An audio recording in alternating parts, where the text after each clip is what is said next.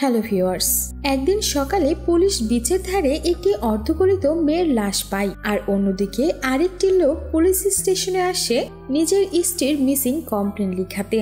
ওই বডিটিকে চেনানোর জন্য যখন লোকটিকে ডাকা হয়, সে বলে এটি তার স্ত্রী নয়। আর এরই মাঝে তোড়জোড় করে শুরু হতে থাকে পুলিশের তদন্তের কাজ। সিসিটিভি ফুটেজ দেখে পুলিশ জানতে পারে বিচে গত রাতে দুইজন লোক একটি মেয়েকে তাড়া করেছিল। তারা ভাবে হয়তো এটা তারই বডি, কিন্তু এরপরই পুলিশের সামনে চলে আসে অবাক করা এক তথ্য। মেয়েটি এখনো বেঁচে আছে, কিন্তু মেয়েটি যদি বেঁচেই থাকে তাহলে ডেড বডিটি কার? ধীরে ধীরে বেরিয়ে আসতে শুরু করে সিনেমার আসল টুইস্টগুলো, যেটা দেখলে আপনারও মাথা ঘুরে যাবে। আমাদের আজকের সিনেমার নাম হলো লারা। তাই চলুন বেশি দেরি না করে শুরু থেকে শুরু করা যাক। সিনেমার শুরুটাই হয় পুলিশ স্টেশনকে দেখিয়ে, আর এই পুলিশ স্টেশনের সিআই কার্তিক মোহন, যে কিনা খুবই বিচক্ষণ আর দক্ষ একজন পুলিশ অফিসার ছিল। এখানে দেখানো হয় কার্তিক তার নিজের টিমকে নিয়ে একটি বাড়িতে তদন্তের জন্য এসেছে।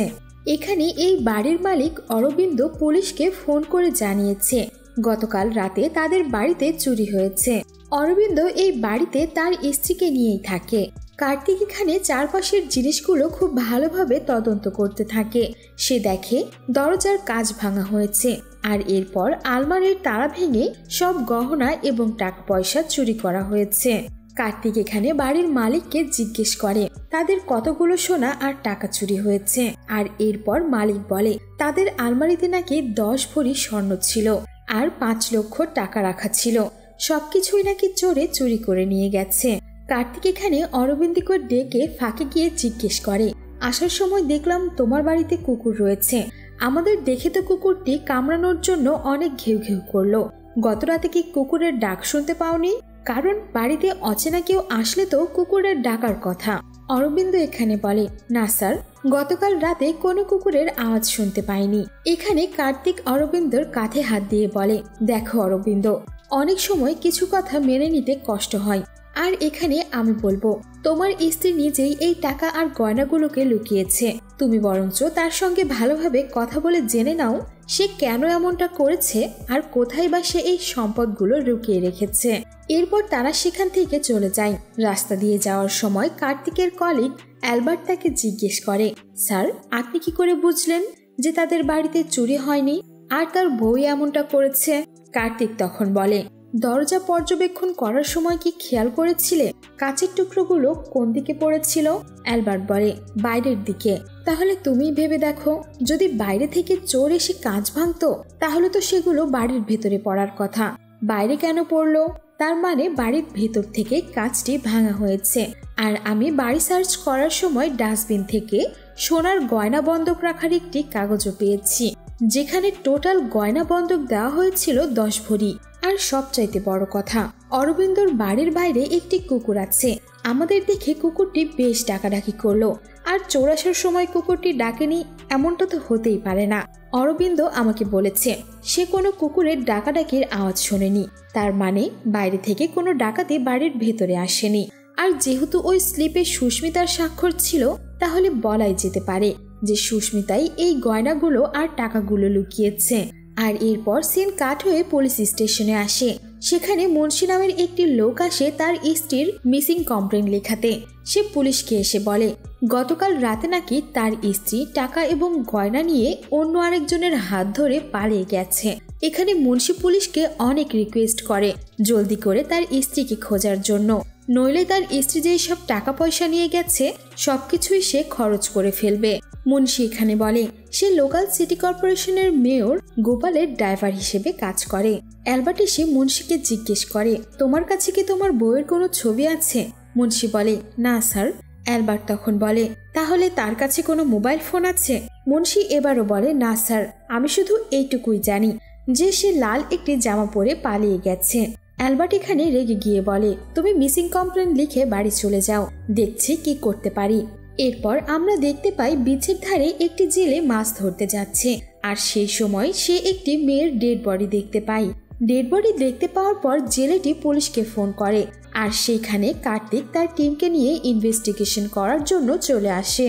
কার্তিক এসে এখানে দেখতে পায় এটি একটি মহিলার বডি। মহিলার চেহারাটাও নষ্ট হয়ে গেছে, যার কারণে তাকে চিনতে পারা যাচ্ছিল না। আর এরপর তারা পোস্টমর্টমের জন্য হাসপাতালে লাশটিকে পাঠিয়ে দেয়। কার্তিক এখানে অ্যালবার্টকে বলে, আমি তো কিছুতেই বুঝতে পারছি না এটি একটি মার্ডার নাকি আত্মহত্যা। তুমি আশেপাশের পুলিশ স্টেশনগুলোতে গিয়ে খোঁজ নাও, কেউ কারো মিসিং কমপ্লেন লিখিয়েছে কিনা। এর পরের সিনে আমাদের সিটি কর্পোরেশনের মেয়র দীনেশকে দেখানো হয়। এখানে বসে দীনেশ বিচের পাশে ওই ডেড বডি পাওয়ার খবরটি দেখছিল, আর পাশ থেকে দীনেশের ছেলে বেশ কান্না করছিল। দীনেশের স্ত্রী তখন তার ছেলেকে সান্ত্বনা দিয়ে বলে, এটাকে একটি দুঃস্বপ্ন বলে ভুলে যাও বাবা, এতটা মন খারাপ করো না, দেখবে সামনে তোমার জন্য অনেক সুন্দর একটা ভবিষ্যৎ অপেক্ষা করছে। ওই মেয়েটাকে তুমি ভুলে যাও, সে আর কখনোই তোমার জীবনে ফিরে আসবে না। কিন্তু এখানে প্রশ্ন হচ্ছে, দীনেশের বউ কোন মেয়ের কথা বলছে, সেই ডেড বডির কথা নাকি অন্য কোনো মেয়ের কথা?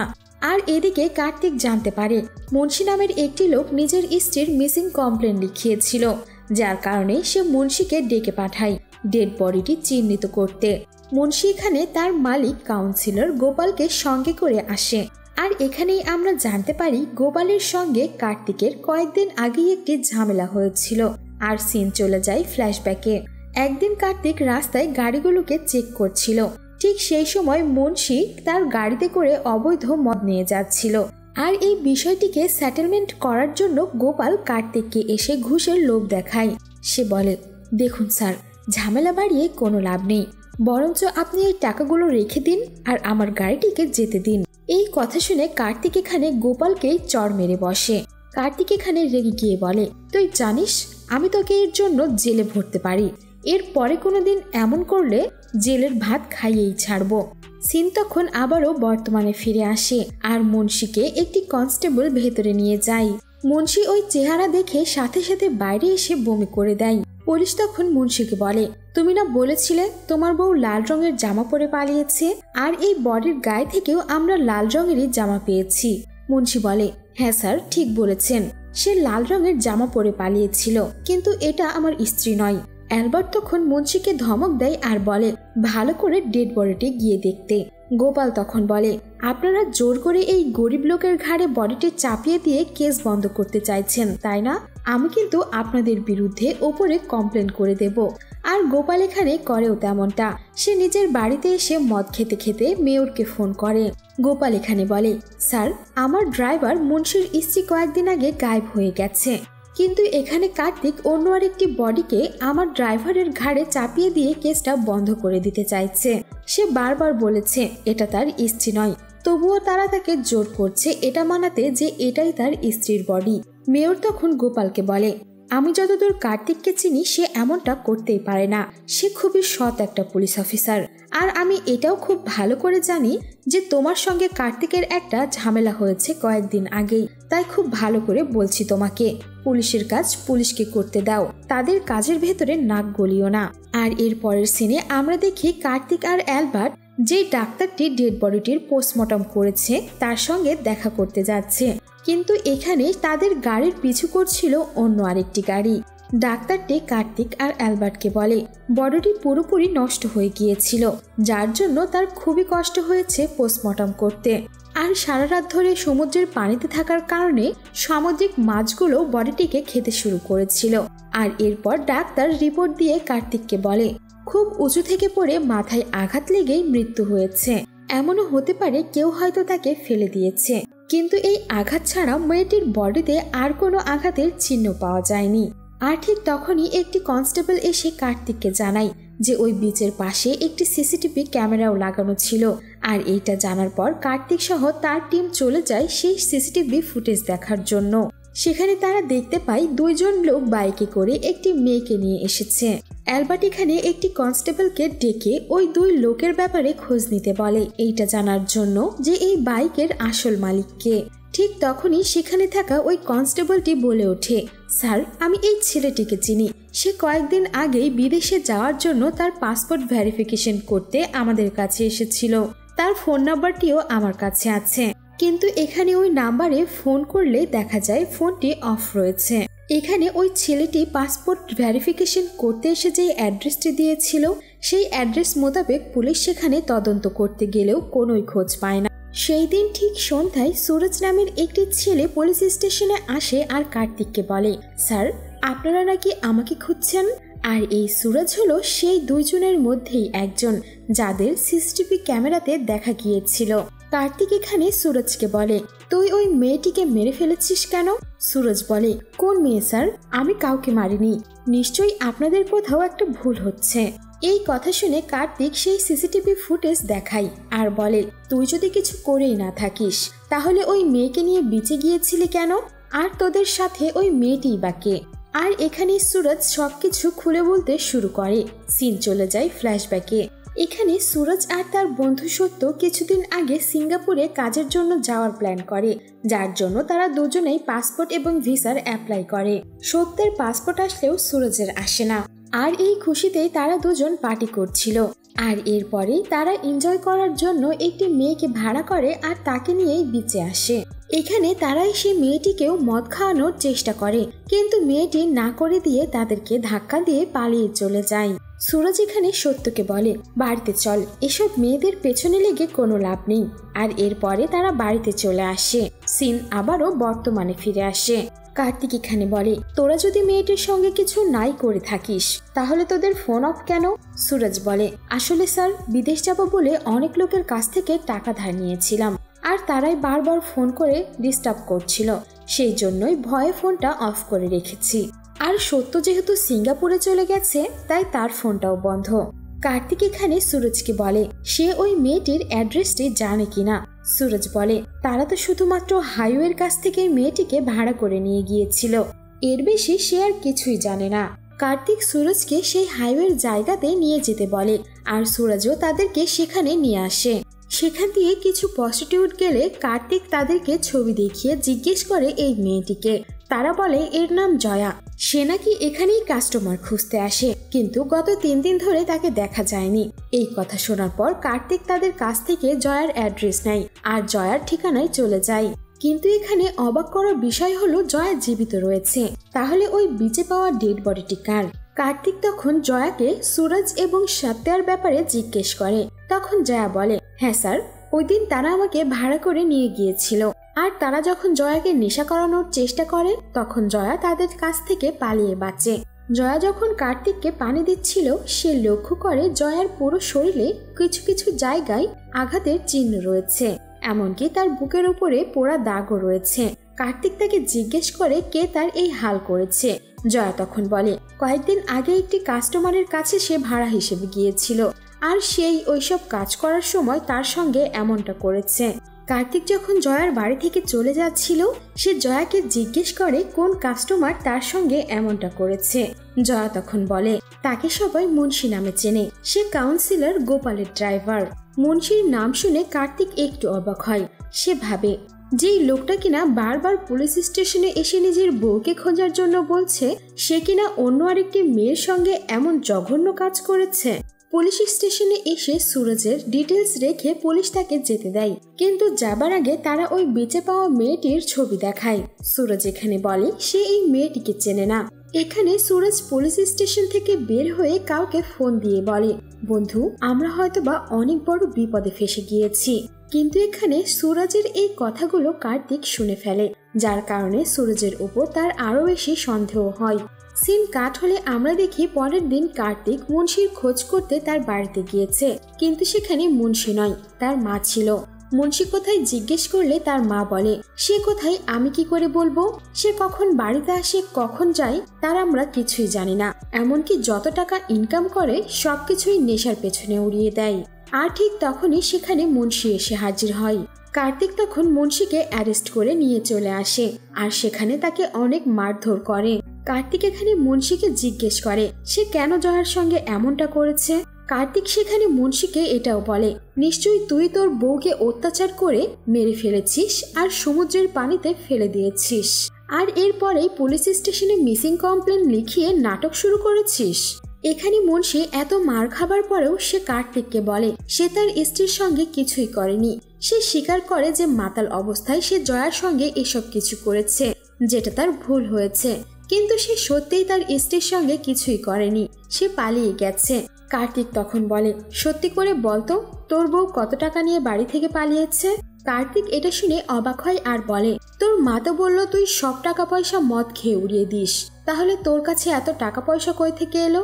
মুন্সি তখন বলে এই টাকাটা তার নয়, কাউন্সিলর গোপালের, আর এই টাকা নিয়েই তার স্ত্রী পালিয়ে গেছে। এখানে মুন্সির বউয়ের নাম ছিল দীপা। যেহেতু মুন্সির বউ দীপা অনাথ ছিল, তাই তার মামা মামি এমন বেউড়া ছেলের সঙ্গে তার বিয়ে দিয়ে বাড়ি থেকে ভাগিয়ে দিয়েছে। আর মুন্সিও এখানে প্রতি রাতে মাতাল হয়ে এসে তার বউকে অত্যাচার করত। যেহেতু দীপা এখানে কাউন্সিলর গোপালের টাকাগুলো নিয়ে পালিয়েছিল, তার কারণেই মুন্সি এসে নিজের স্ত্রীর মিসিং কমপ্লেন লেখায় পুলিশ স্টেশনে। এখানে একটু পরে পুলিশ স্টেশনে গোপাল আসে উকিলকে নিয়ে। সে কার্তিকের ওপর গরম দেখায় আর মুন্সিকে জামিন করে নিয়ে চলে যায়। কার্তিক এদিকে ভেবেই পাচ্ছে না সে কি করে বা এই কেসটি ইনভেস্টিগেশন করবে, যার কারণে সে আবারও পোস্টমর্টম করা সেই ডাক্তারের কাছে চলে যায়। কার্তিক এখানে ডাক্তারকে পুনরায় পোস্টমর্টম করার কথা বলে।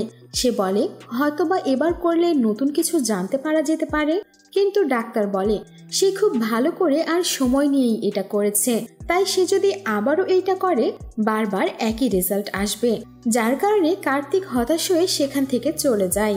এদিকে গোপাল আবারও মেয়রকে ফোন দিয়ে বলে আপনার কথাতে আমি এতদিন চুপ ছিলাম, কিন্তু কার্তিক এবার সীমা লঙ্ঘন করেছে।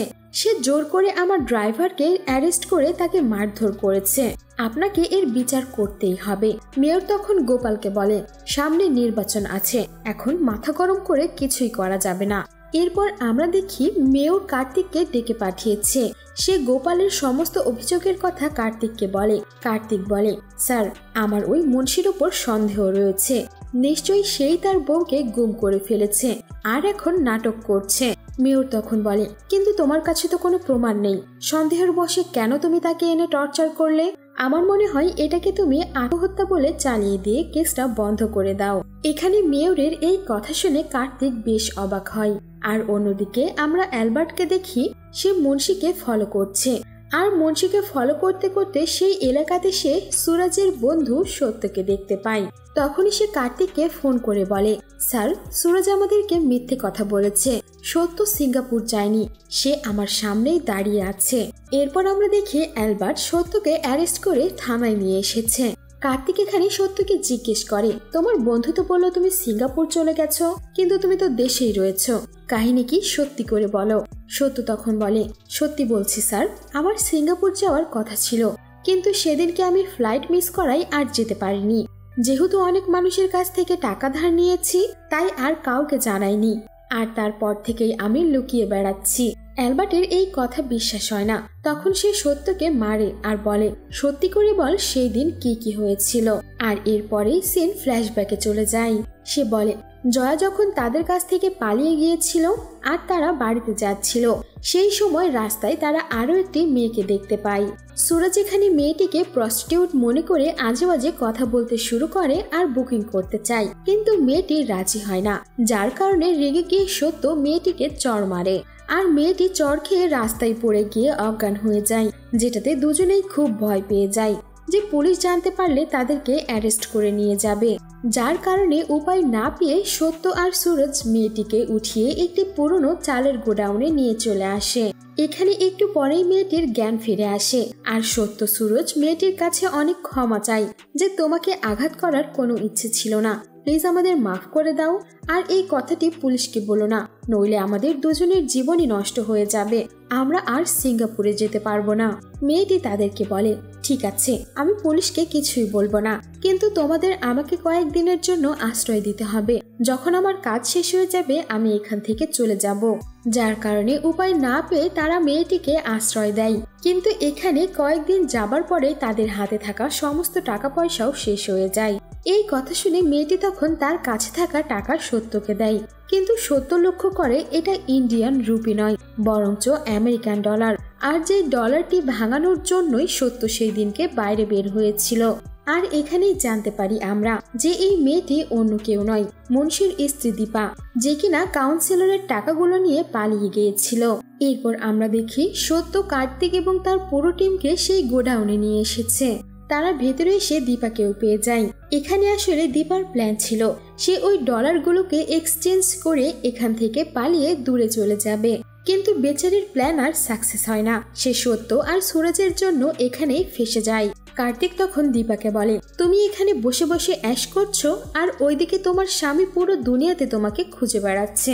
এখন চলো তোমাকে তোমার স্বামীর কাছে পৌঁছে দেই। কিন্তু এই কথা শুনে দীপা কার্তিকের পা ধরে এসে বলে, স্যার প্লিজ এমনটা করবেন না, আমি ওর কাছে যেতে চাই না।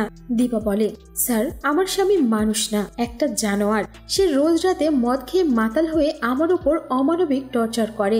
আমি সেই ঘরে আর ফিরে যেতে চাই না স্যার, আমি দূরে কোথাও চলে যাব। কার্তিক তখন বলে, এটা আর সম্ভব নয়, ওই কাউন্সিলর মেয়রকে আমার নামে নালিশ দিয়েছে।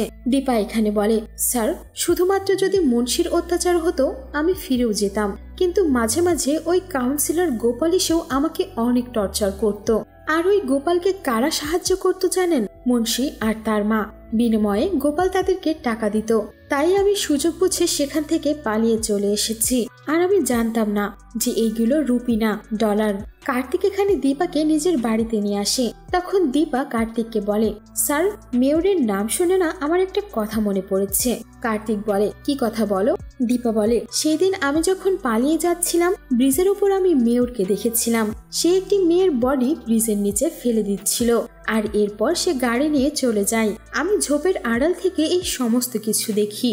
এইসব কথা শুনে সেখানে থাকা সবাই বেশ অবাক হয়। কার্তিক ভাবে সে তো মেয়রকে অনেক ভালো মানুষ বলে মনে করত, আর সে এটাও বুঝতে পারে সেই দিন কেন মেয়র তাকে ডেকে এই কেসটি বন্ধ করার কথা বলছিল। আর এর পরের দিনই কার্তিক চলে যায় মেয়রের কাছে এই বিষয়ে জানতে চাওয়ার জন্য। আর এখানেই আমরা মেয়রের ছেলে ধীরাজকেও দেখতে পাই, যে কিনা ওই দিন নিউজ দেখে বসে বসে কান্না করছিল। মেয়র তখন কার্তিককে বলে, ধীরাজ লারা নামের একটি মেয়েকে অনেক ভালোবাসতো। লারা এখানে অসহায় মেয়েদেরকে সাহায্য করত আর একটি অরফানেজ চালাতো। কিন্তু একদিন সেখানে একটি পুলিশ অফিসার এসে অভিযান চালায় আর মিথ্যা অভিযোগ করে যে এখান থেকে নাকি ড্রাগস পাওয়া গেছে, এমনকি এখানে যারা থাকে তারা নাকি সন্ত্রাসীদের সঙ্গে মিলিত রয়েছে। এই সবকিছু যখন লারা জানতে পারে সে প্রতিবাদ করে, কিন্তু এখানে ওই পুলিশ অফিসারটি অরফানেজ বন্ধ করার জন্য কোর্টের অর্ডার নিয়ে চলে আসে, যার কারণে লারা একদিন ধীরাজকে ডেকে সবকিছু খুলে বলে। কিন্তু ধীরাজ বলে সে একটা জরুরি কাজের জন্য দেশের বাইরে যাচ্ছে, দেশে ফিরে সে এই সবকিছু সামলে নেবে। কিন্তু এখানে এই কথা শুনে লারা সেখান থেকে রেগে গিয়ে চলে যায়, কারণ তার কাছে এত সময় নেই। আর আমরা দেখতে পাই লারা অনেক মানুষকে সাথে নিয়ে পুলিশ স্টেশনের সামনেই আন্দোলন করতে থাকে। এখানে পুলিশ এসে তাদের উপরে লাঠিচার্জ করে, যার কারণে লারা বুঝতে পারে এভাবে সোজা পথে সে কিছুই করতে পারবে না, যার কারণে তাকে অন্য পথ বেছে নিতে হবে। আর এই জন্যই লারা কিছু গুন্ডাকে ভাড়া করে আর ওই পুলিশ অফিসারকে কিডন্যাপ করে আর তাকে সেখানে শেষ করে দেয়। আর ওই কেসের সঙ্গে যারা যারা জড়িত ছিল লারা এক এক করে সবাইকে শেষ করতে থাকে। আর এমন করে করে লারা নিজের একটি গ্যাং তৈরি করে ফেলে। আর অন্যদিকে দেখা যায় ধীরাজ বারবার লারার সঙ্গে যোগাযোগ করতে চাইলেও তার সঙ্গে যোগাযোগ করতে পারে না। কিন্তু একদিন লারা ধীরাজের সঙ্গে দেখা করতে রাজি হয়ে যায়। আর দেখা হবার পর লারা ধীরাজকে সবকিছু বলে যে এই কয়টা দিন তার সঙ্গে কি কি হয়েছে। ধীরাজ বলে, আমি ওই অরফানেজ চালু করেছি, কিন্তু এই কথা বলার জন্য আমি তোমাকে অনেক খুঁজেছি, পাইনি। অরফানেজ চালু হবার কথা শুনে লারা অনেক খুশি হয়। অরফানেজে এসে লারা অনেক খুশি হয়, কারণ এতদিন পরে অসহায় মানুষগুলো থাকার জন্য একটি জায়গা পেয়েছে। এখানে লারা আর ধীরাজ একটা জায়গায় বসে কথা বলছিল। সেই সময়ে লারার অ্যাস্থামার অ্যাটাক আসে, যেটা দেখে ধীরাজ গিয়ে গাড়ি থেকে ইনহেলার নিয়ে আসে, কিন্তু সেটা খালি ছিল। আর কিছুক্ষণের মধ্যেই লারা শ্বাসকষ্ট হবার কারণে সেখানেই মারা যায়। ধীরাজ তখন তার বাবাকে ফোন করে এই সব কিছু খুলে বলে। তখন সেখানে মেয়র চলে আসে আর ধীরাজকে বোঝাতে থাকে যে লারা পুলিশের অভিযুক্ত একটা আসামি, আর তার সাথে আমাদের যোগাযোগ আছে জানলে পুলিশ আমাদেরকেও সন্দেহ করবে, তাই তুমি বাড়ি চলে যাও, আমি কিছু একটা ব্যবস্থা করে আসছি। আর এরপরেই ধীরাজ যখন বাড়িতে চলে যায়, মেয়র ব্রিজের উপরে লারাকে নিয়ে গিয়ে তাকে ব্রিজ থেকে নিচে ফেলে দেয়।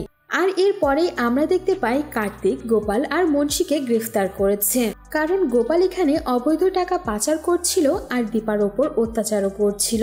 অন্যদিকে আমরা দেখি কার্তিক ধীরাজের কাছে অনুরোধ করে দীপাকে একটি কাজ দেওয়ার জন্য। সেও অরফানেজে দীপাকে একটি কাজ দিয়ে দেয়। এখানে আমরা এটাও জানতে পারি কার্তিক বড় একটি ডাক্তার দিয়ে আবারও লারার বডিটিকে পোস্টমর্টম করেছিল, আর তখন সেখানে রিপোর্ট আসে অ্যাস্তমার অ্যাটাকে হার্ট অ্যাটাক হয়েছিল লারার, কিন্তু তবুও সে বেঁচে ছিল। যখন মেয়র তাকে ব্রিজ থেকে নিচে ফেলে দেয়, কিছু একটার সঙ্গে মাথায় আঘাত লেগে সে মারা গেছে, অ্যাস্তমার অ্যাটাকে নয়। এখানে ধীরেজ যদি লারাকে সময় মতো হাসপাতালে নিয়ে যেত, হয়তো বেচারি লারা আজকে বেঁচে থাকতো। আর এই সিনের মধ্য দিয়ে সিনেমাটি এখানেই শেষ হয়ে যায়। সো ভিউয়ার্স, আপনাদের এই সিনেমার এক্সপ্লেনেশন কেমন লেগেছে তা অবশ্যই কমেন্ট বক্সে জানিয়ে দিতে ভুলবেন না। ধন্যবাদ।